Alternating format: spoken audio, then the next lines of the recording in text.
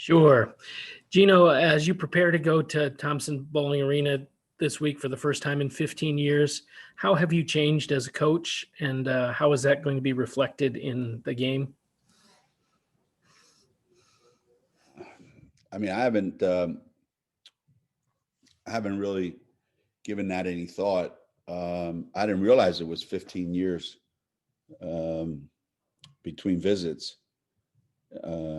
But how much has changed? Everything has changed. You know, I'm sure the only thing that will be the same is, um, the building that we walk into, or the locker room that we use. Um, but I don't think that anything else is the same. There's nothing the same about Tennessee um, women's basketball like it was 15 years ago. Um, they've gone through incredible changes, um, as as have we. You know, and I don't think I'm the same coach I was 15 years ago, um, because the players that I'm coaching now aren't the same as they were 15 years ago. I'm trying to be, but it's not like the easiest thing in the world to be the same coach you were 15 years ago. Um, I don't know if there's going to be any fans there or anything. I haven't checked. I have no idea. That's what I mean. Like, I have not given it any thought other than, I just got an update on what the timing schedule is, when the national anthem is, and when the check presentation is, and all that. But other than that, I'm I'm living in a world where today is the most important day of the rest of my life. Anything beyond today, I don't give any thought to. Alexa, you want to go ahead? Or do you have a follow-up, Pat? I was just gonna ask if you had any chance to study what Coach Harper does, and is she similar to Pat in any way? And does Tennessee look anything like they used to?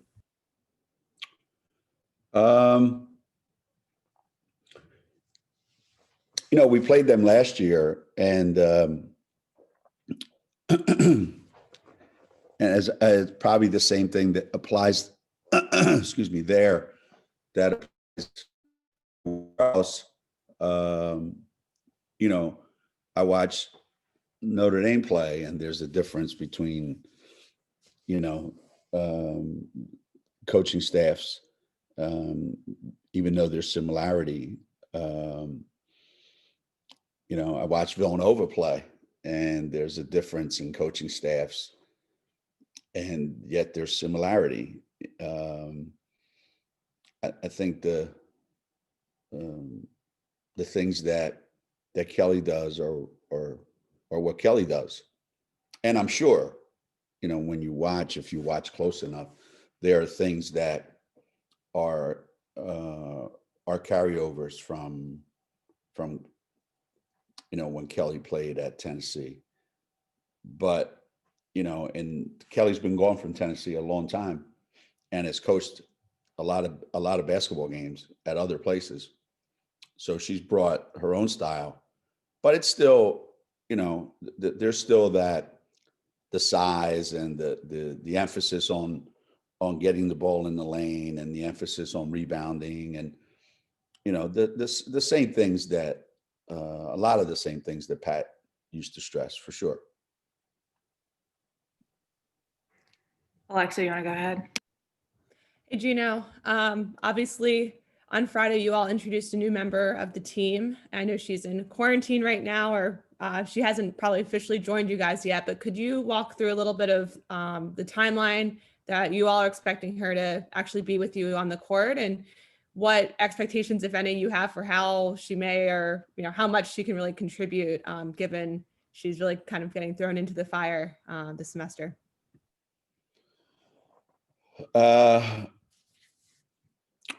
Yeah, Sailor got here this weekend, and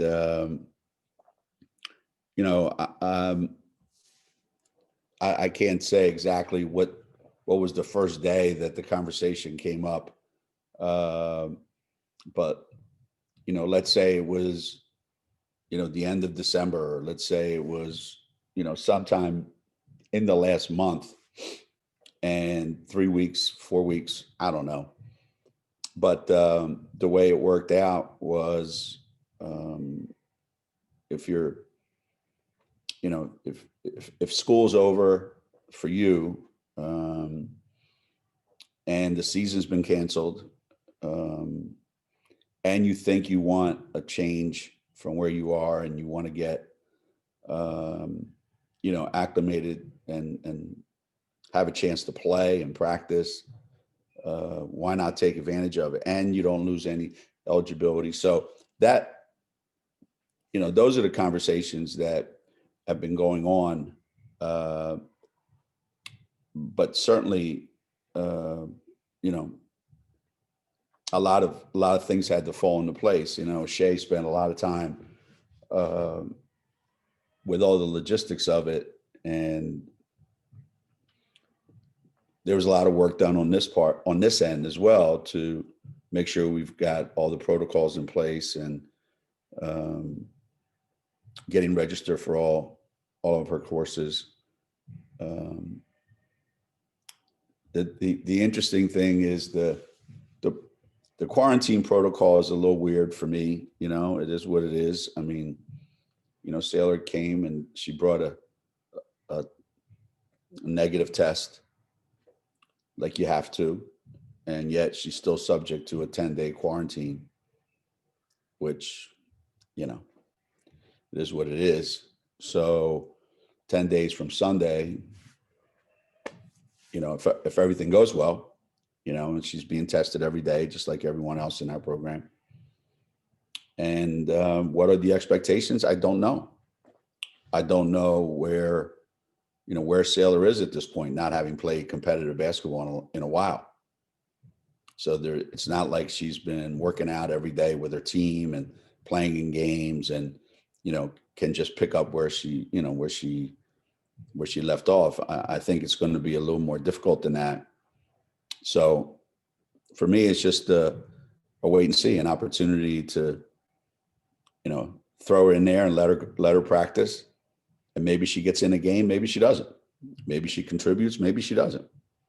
I don't know. I think all that remains to be seen. But, being out on the court and practicing, I think that those are things that are beneficial. Roger, you want to go ahead? Hey, Geno, you said after last game that you weren't sure if the change in the starting lineup was a good thing for the team, but as you've gone through this practice time, or have things gotten better, you still plan on starting Aaliyah? You like having Anna come off the bench? I don't know. We just talked about that yesterday, and I don't know that I'm sold one way or the other on any starting lineup, other than the obvious four. I don't know that there's going to be a time where I'm, at least not, I haven't up to this point now, feel like, hey, this is the best five for us to start a game. I don't know what that is yet. Obviously, there'll be one tomorrow when the game begins, but I'm just not convinced there's a right choice or a wrong choice right now.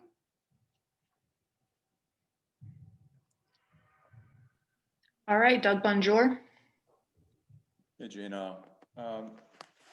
Kim Mulkey yesterday was pretty outspoken, I guess, about, asked about whether or not the season, her concern about it continuing with the pandemic. She said, will continue on because of the almighty dollar, and that's a bigger concern than player and coach health. I just wanted to, I know we've talked a lot about the season and the difficulties of continuing. I just wanted to get your thoughts on that, and kind of where you guys stand with obviously needing 6 more games to qualify for postseason play.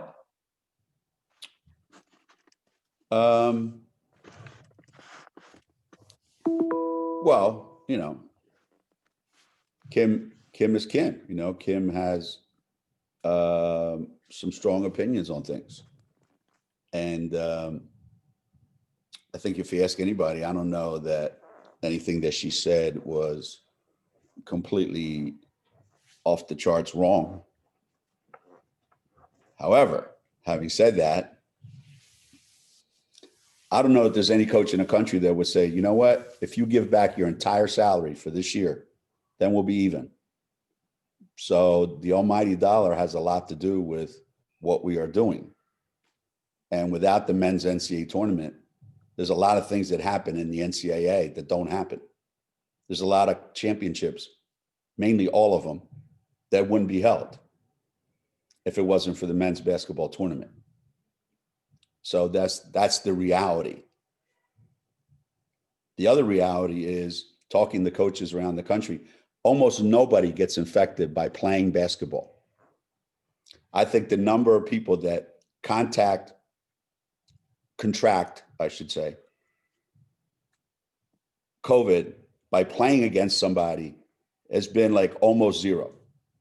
Everything that's happened has happened off the court. So you mean to tell me these players wouldn't be getting COVID? Matter of fact, coaches are getting COVID at home. So it is what it is.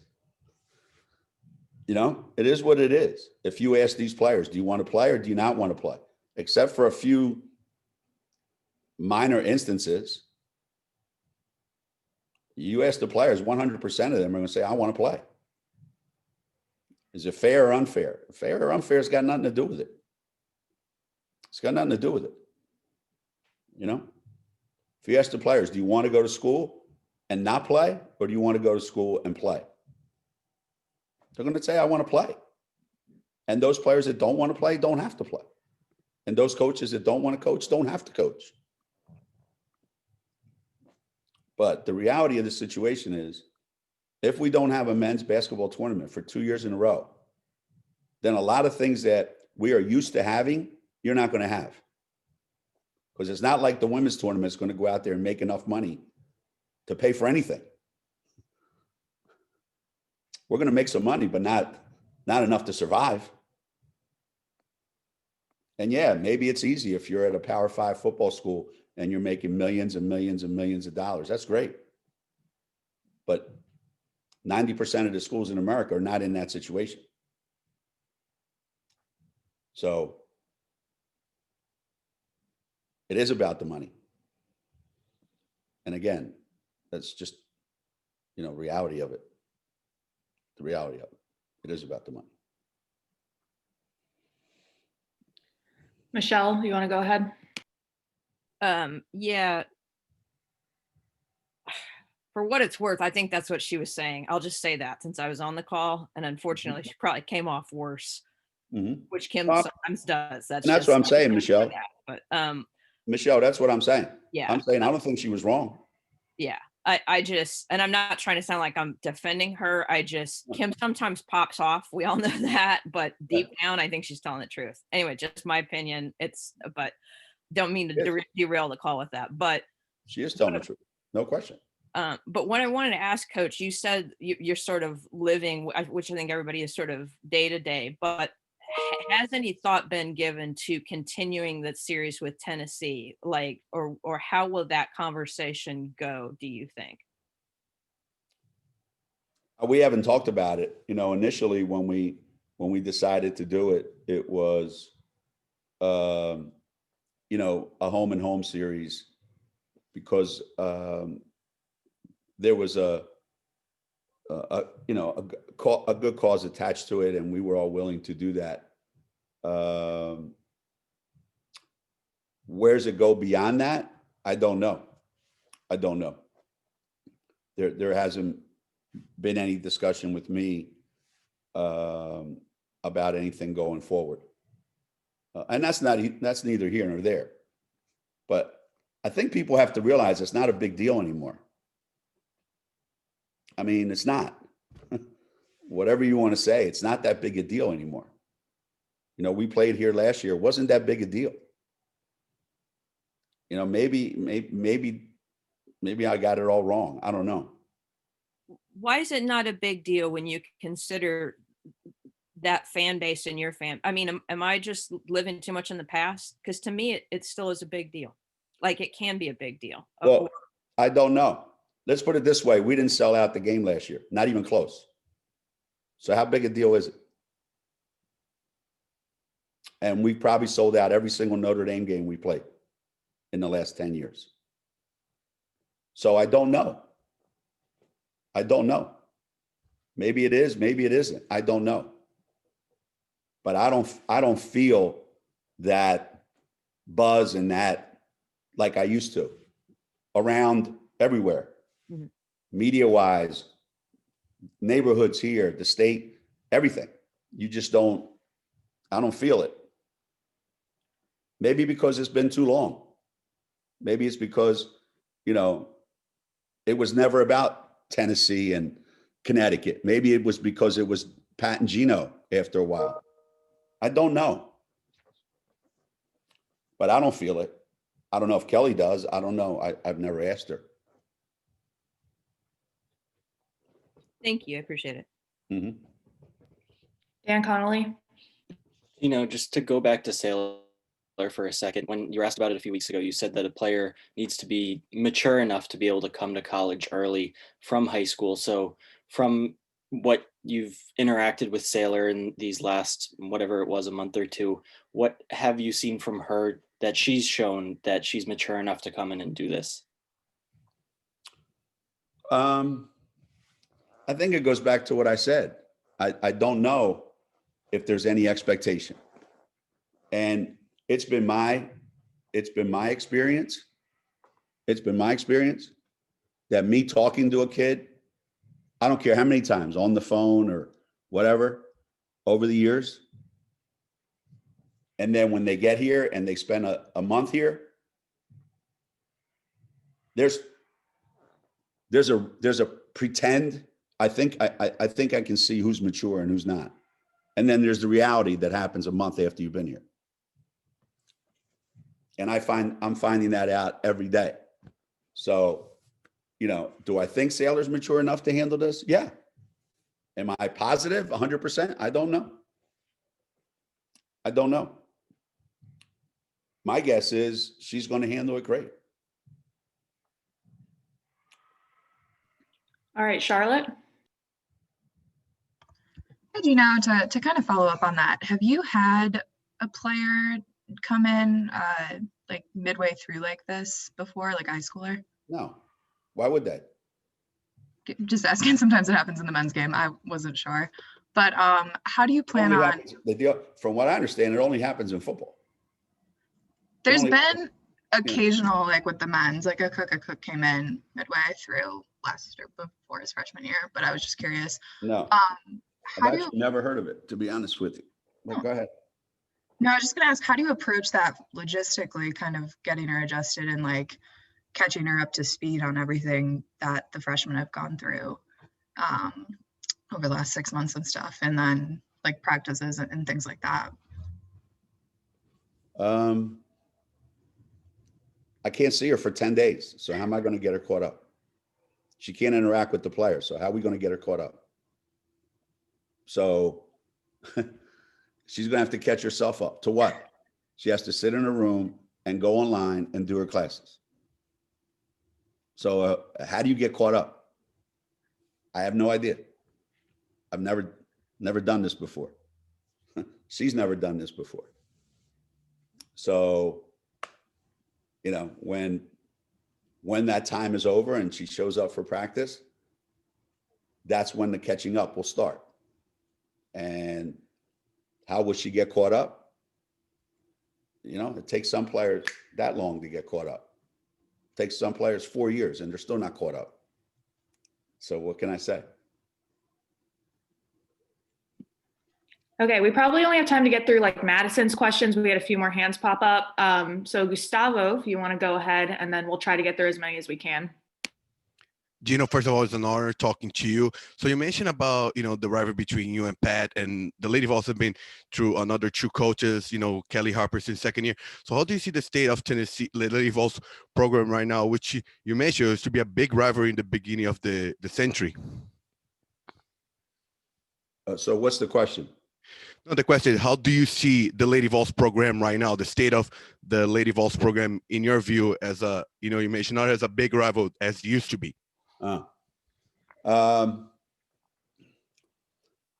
Well, I think anytime it's been proven that anytime, you replace a legendary coach, there's an adjustment period. And that adjustment period can take a short period of time or it could take a long time. And it's happened in men's sports. It's happened in women's sports. It happens everywhere. There's an adjustment period. And now, the adjustment was Holly and Pat. And now the adjustment is Kelly and Holly and Pat. So I think Kelly's done a tremendous job. Watching them play this season. I mean, I don't know that around the country, people are talking about Tennessee being a national championship contender, but that's because it takes a little bit of time for a new coach to come in and, put their own stamp on the team and the culture of the team and what they want to accomplish. And that means, recruiting and, the day-to-day working with the team. So from what I can see from afar, I think they're on the right track. And I think going to Tennessee, I mean, and again, I still don't know whether there's any fans there or not, or whether it's the same, the intensity level that exists when you do go there. But I still think going there is an incredibly difficult place to play, a difficult place to play, and an even more difficult place to win. And I don't think that's changed in in all this time. So, if you said, hey, you're playing Thursday at Tennessee, I think that's a little bit different than if you say, hey, Thursday you're playing at so-and-so. I mean, it's one of the more difficult places to play in the country. And Kelly's a really good coach, so I wouldn't expect any different. All right, we have time for a few more. Vicky, you want to go ahead? Yeah. Hey, Geno, hope you're well. Yeah. Getting to 1,098, Geno, and beyond, what does that mean to you?